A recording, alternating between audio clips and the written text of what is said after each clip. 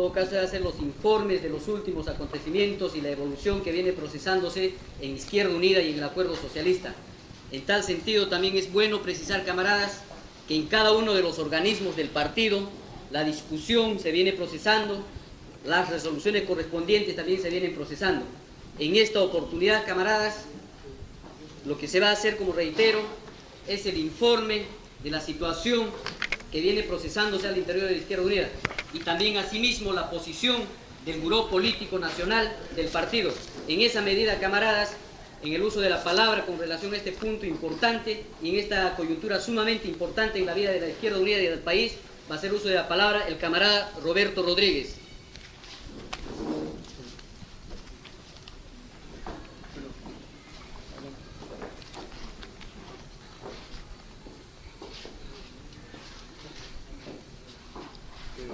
¿Por qué no pasa gente para acá? Para que después no esté el movimiento de este lado. Bueno, ante todo, compañeros, tengan muy buenas tardes.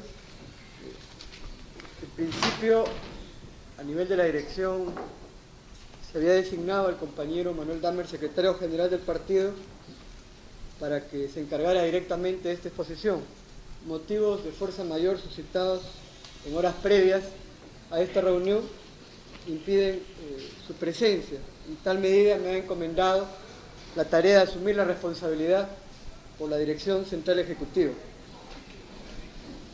El tema es la posición del partido frente a la actual situación de la Izquierda Unida y sus perspectivas. Quiero partir de una afirmación que me parece fundamental. Estamos atravesando el momento más delicado, el momento más grave en la historia de la izquierda en por lo menos una década. Hay una situación bastante compleja y difícil. En la práctica, en este momento, la Izquierda Unida está dividida y creemos que una tarea fundamental por el lado de nuestro partido es luchar por la recomposición de la izquierda, por un reagrupamiento de la izquierda, que ciertamente tiene que darse en función de las posibilidades reales que nos debe arrojar el balance que tenemos de la actual situación de la izquierda, y eso entendido no como una cuestión cual si fuera una isla, sino encuadrado dentro de los marcos de la situación política nacional que atravesamos en estos momentos. Y quiero partir de esta afirmación de entrada para que un poco se tenga conciencia, valga la frase del saque, se tenga conciencia colectiva de la gravedad de la situación por la cual atravesamos. Respecto a este punto, hay varios elementos a considerar. Creo que es bueno, en primer término, hacer un señalamiento bastante somero, bastante rápido, de la situación y el avance de la izquierda de los últimos años. Nosotros en los años 70, cuando se fundó el partido, cuando distintas fuerzas de la izquierda revolucionaria actuábamos desde el seno del movimiento popular, nos pusimos a la cabeza, como izquierda en su conjunto, aunque pudiéramos actuar digregadamente en aquel entonces, me estoy refiriendo a los años 70, encabezamos el combate contra la dictadura militar. La izquierda fue la cabeza del combate antidictatorial. Y en ese desarrollo, cuyos puntos fundamentales estuvieron en torno al gran paro nacional del 19 de julio de 1977, en momentos que evidentemente el país atravesaba una situación de confrontación bastante importante, en momentos que tuvimos el desarrollo de huelgas masivas, como por ejemplo significaron la huelga del SUTEP de 1978-1979, el desarrollo de un conjunto de movimientos regionalistas que luchaban por sus plataformas parciales, un conjunto de acciones pusieron a la izquierda de ser una fuerza que actuaba en los sindicatos, que pusieron a la izquierda de ser una fuerza que principalmente estaba al frente de la lucha en el plano gremial, en el plano económico, en el plano reivindicativo, un poco la pusieron en la situación de adquirir carta de ciudadanía política, en erigirse como una fuerza nacional, de representación nacional. Y es en los años 70, en las finales de los años 70, que la izquierda tuvo las posibilidades de constituirse en una alternativa de gobierno. Es más, durante los últimos años de la década del 70, alrededor de lo que fue el proceso de la Asamblea Constituyente, el partido aprista apareció recibiendo la posta de lo que era la segunda fase de la dictadura militar de Morales Bermúdez. Fue la época en la cual ya se empezaron a desarrollar los paquetazos económicos, que es bueno recordar que empezaron justamente en 1975, durante los inicios de la época de la dictadura de Morales, con su primer ministro, el señor Barúa, vinculado a los grandes grupos empresariales. Decía esto de que la izquierda ya, en relación a lo que significaba el APRA, planteaba una diferenciación, un APRA que aparecía íntimamente vinculado con una especie de maridaje político con lo que representaba la política antidemocrática y la dictadura militar de Morales, y con un belaudismo y con una derecha que durante todos esos años de combate contra la dictadura militar lo había hecho básicamente a través de algunos medios de comunicación, a través de muchas cartas de Paco Belaúnde, recordando lo que había hecho su hermano Fernando cuando había sido presidente de la República, y algunas acciones sumamente puntuales. Pero evidentemente el costo político en la acción de oposición, en la acción de masas, lo había llevado la izquierda. Y evidentemente esta derecha reaccionaria no tenía una base social, no tenía una base de masas, no tenía una referencia en el movimiento sindical, en el movimiento barrial, en el movimiento campesino. Y evidentemente lo que significó esta acción de la izquierda también estuvo vinculada a ponerse a la cabeza de la lucha por la democracia, porque creo que es bueno reivindicar en la historia que si se convocaron elecciones primero la constituyente y luego el 78 y luego elecciones generales en 1980, fue producto principalmente de la lucha popular. No fue casualidad que la convocatoria de elecciones de la constituyente, compañeros más antiguos acá de militancia lo recordarán perfectamente, fue a raíz del éxito masivo y la contundencia política del paro nacional del 19 de julio de 1977, que obligó a los militares a entrar a replegarse a sus cuarteles, plantear un cronograma político, buscar una alianza con el APRA y buscar dar curso de salida política por ese lado. Yo he querido recapitular esto porque me parece fundamental para que se entienda lo que vamos a decir posteriormente en relación a la situación actual de lo que significa lucha de ser cabeza en el combate contra fuerzas reaccionarias y cómo se vincula eso a la construcción de una alternativa de gobierno. Pues bien, la izquierda, habiendo dado grandes avances, habiendo estado en todas las posibilidades de convertirse en una alternativa de gobierno, como se dice, en la puerta del horno se quemó el pan. Y evidentemente en la puerta del horno se quemó el pan por una responsabilidad histórica de la propia izquierda. ¿A qué me refiero? Que a comienzos de 1980 se creó la ARI, la Alianza Revolucionaria de Izquierda. La ARI que logró aglutinar en ese momento a fuerzas que en la década del 70 habíamos tenido una actuación en el combate contra la dictadura, pero desde diferentes posiciones.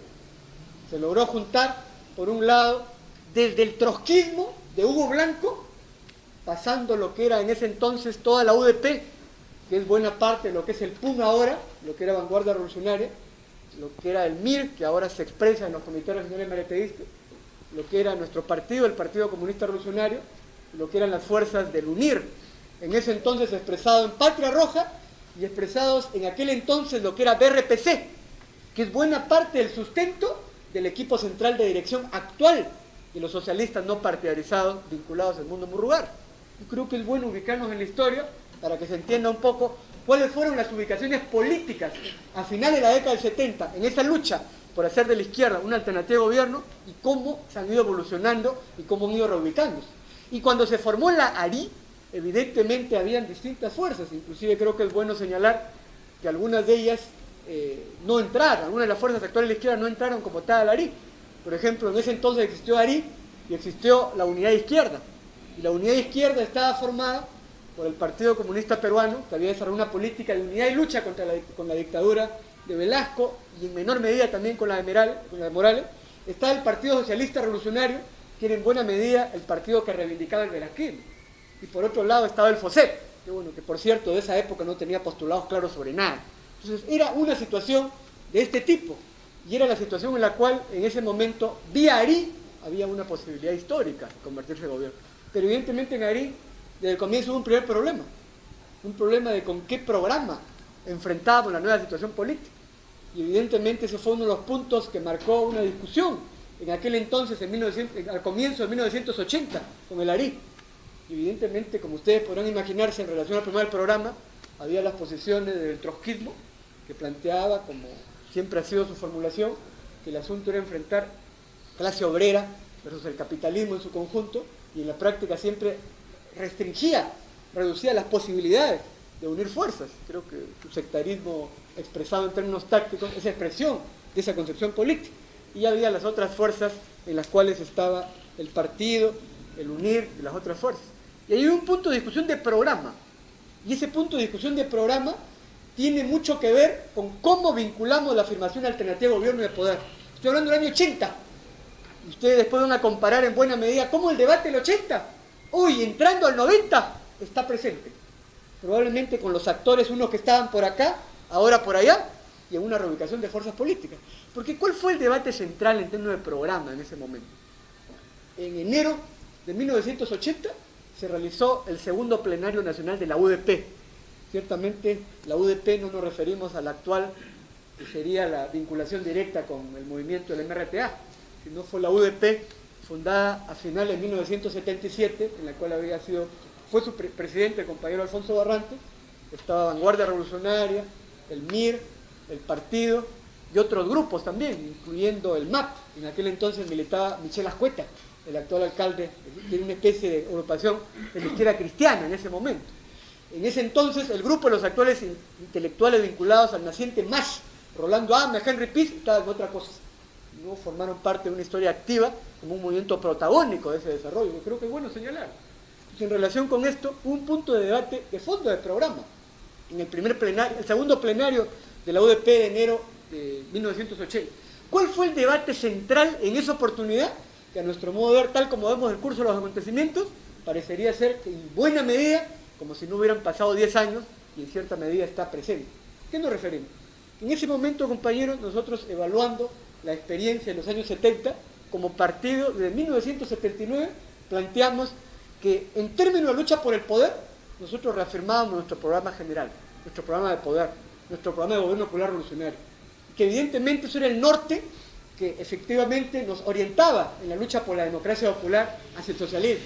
Pero que evidentemente, siendo un programa de poder, siendo un programa para hacer la revolución en nuestro país, ese programa, como referencia de las masas, no era un programa a ser asumido en lo inmediato como un elemento de la orden del día, luchar por él.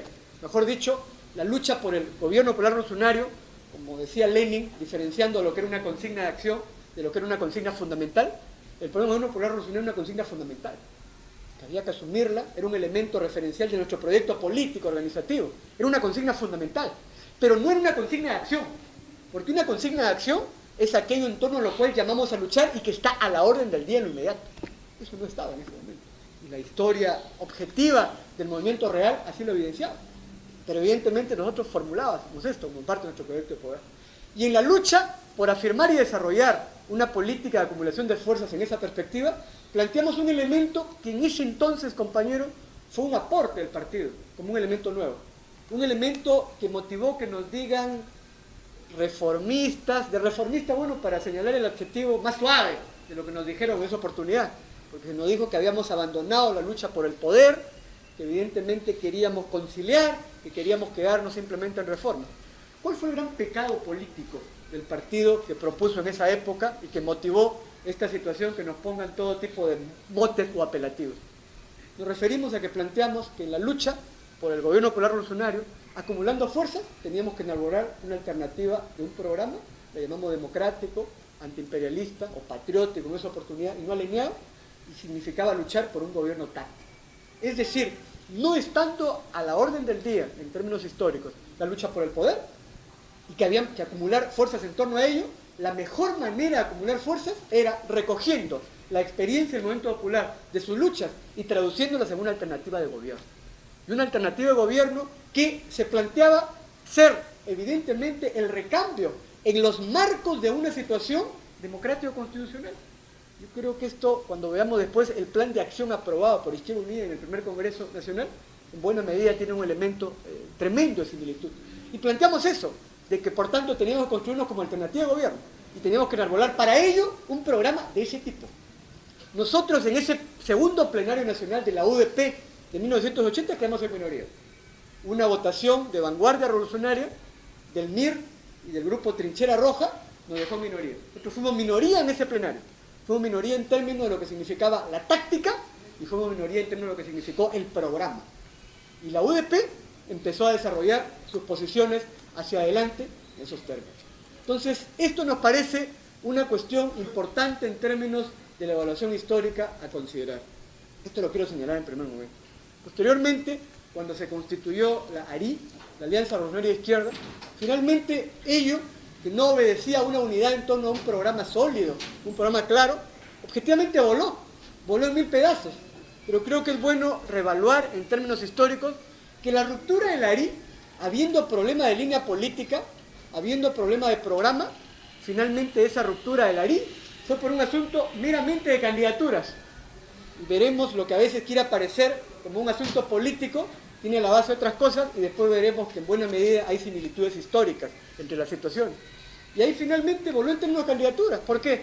Porque en un primer momento se había acordado inclusive una plancha presidencial que tenía a Hugo Blanco a la cabeza, que era el trasplante mecánico del resultado electoral de la Asamblea Constituyente 78. La lógica fue, Hugo Blanco fue el más votado del 78, Hugo Blanco debe ser el candidato presidencial de unidad, compañeros, de unidad, por favor, les sonará tremendo, de unidad a la izquierda, Hugo Blanco. Estaba Horacio Ceballos, se planteaba que entre con Pero Barranco. Eso es lo que se propuso en 1988. Evidentemente después vino la discusión de listas parlamentarias y evidentemente ahí no hubo un acuerdo. Se entrampó y ARI voló en 1000 pedazos. Evidentemente, compañeros, en esas condiciones históricas, distintas fuerzas de izquierda, en ese contexto, habíamos acordado, inclusive, aceptar inicialmente que Hugo Blanco sea el candidato presidencial. Ahí la presidencia de Ceballos, pero en ese contexto, por una responsabilidad que nosotros señalamos en su momento, por una responsabilidad política, principalmente de las fuerzas que en ese entonces eran el trotskismo, y que en ese entonces era vanguardia revolucionaria, y que hoy están juntos en el PUM, significó la expresión principal de responsabilidad histórica en la ruptura de ARI.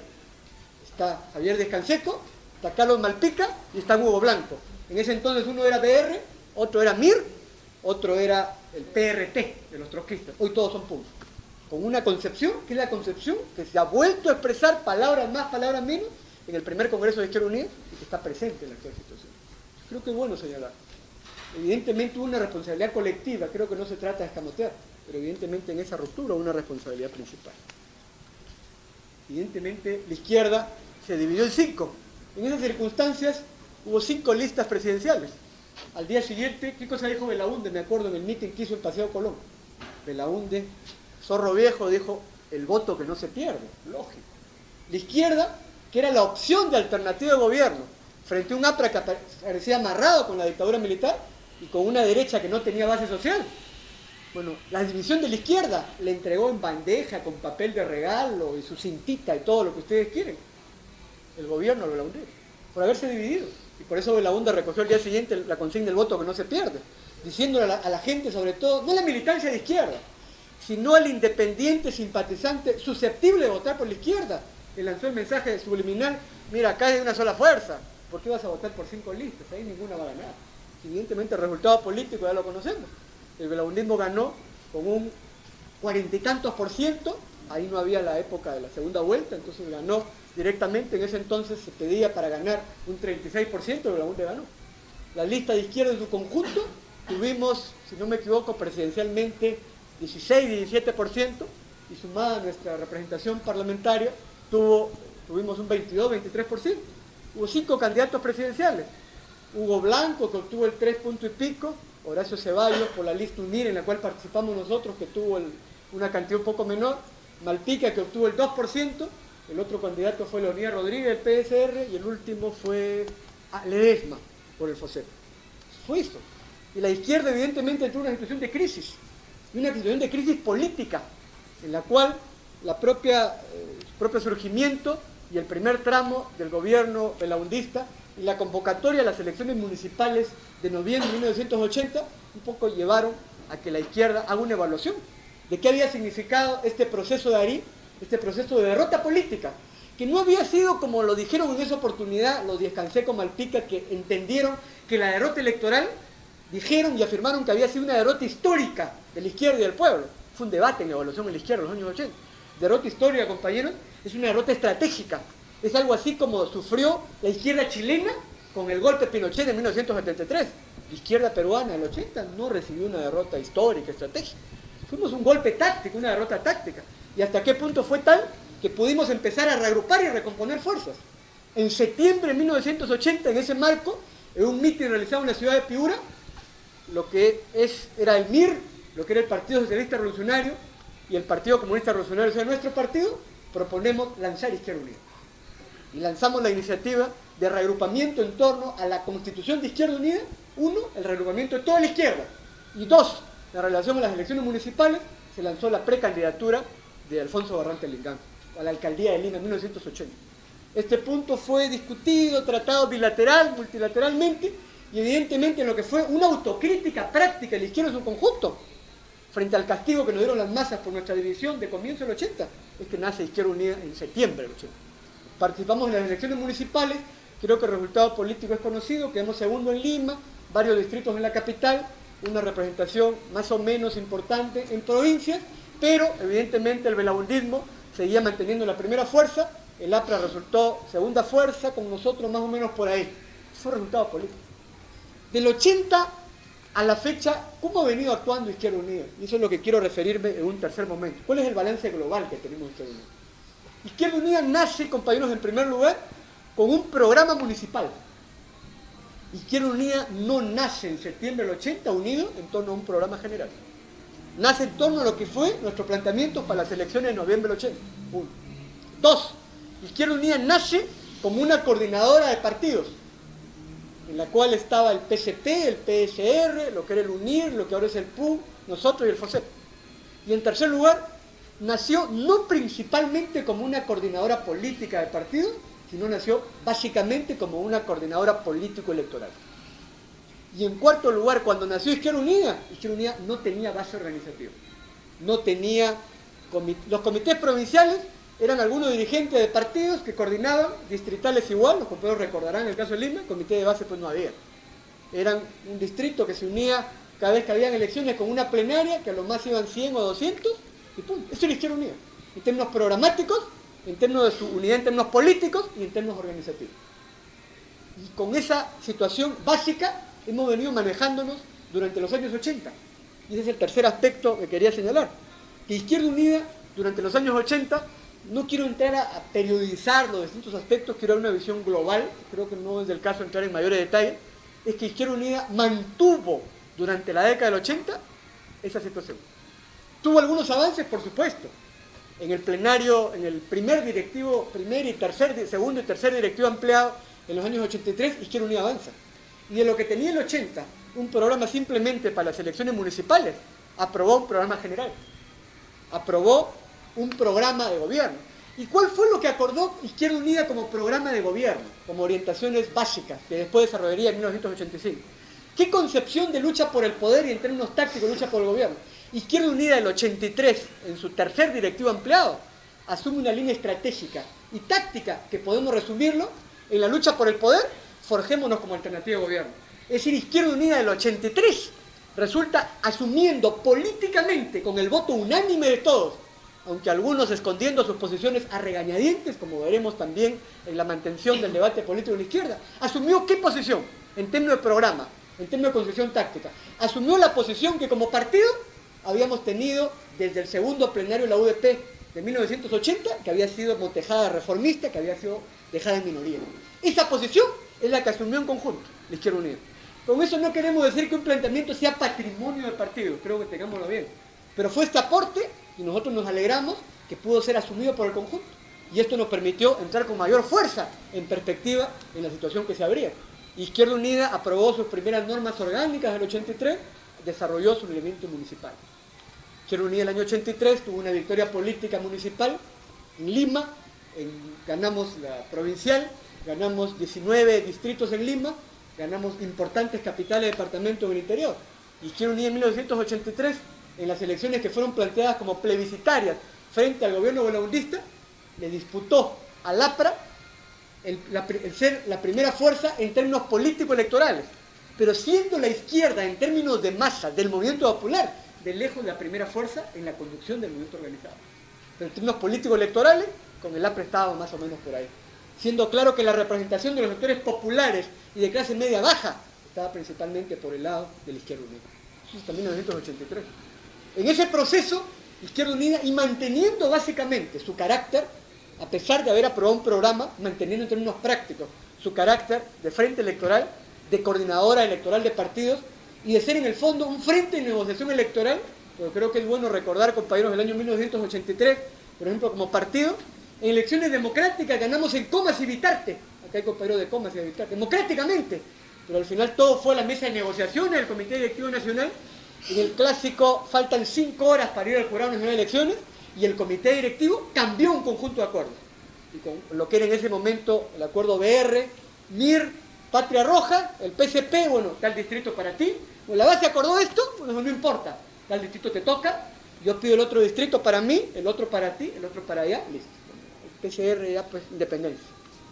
Comas Vitarte mucho, ahí nomás.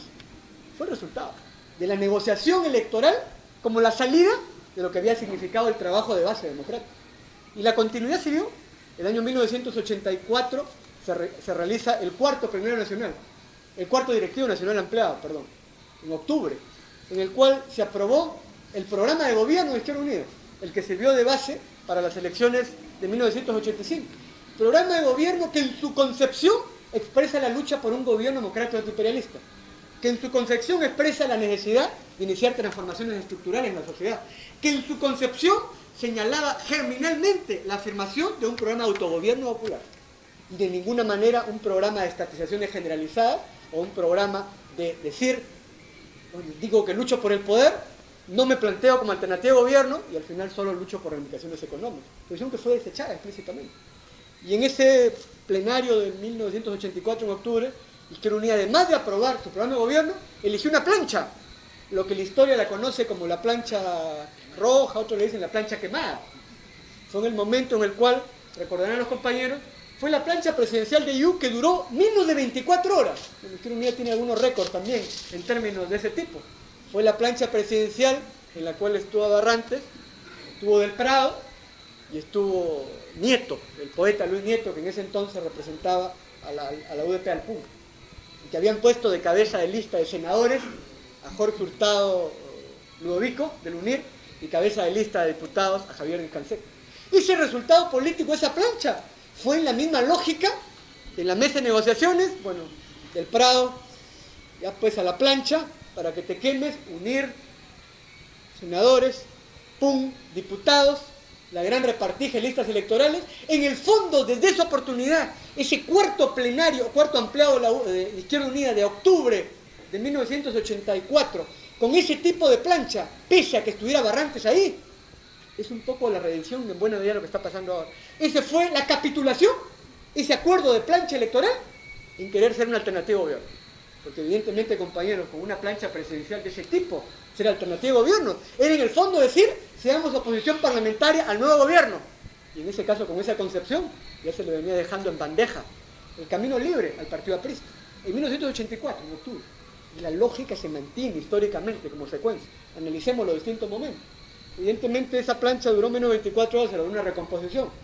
Al final salió una plancha que evidentemente, en términos de su composición, carácter, contenido y relación con lo que era el programa de gobierno adoptado por compañeros, graciosamente, se aprobó un programa de gobierno que iba por un lado y una plancha que iba por otro lado.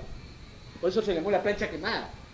Y en ese sentido tuvo que recomponerse. Al final salió la fórmula Barrantes, Bernales, Agustín Aya.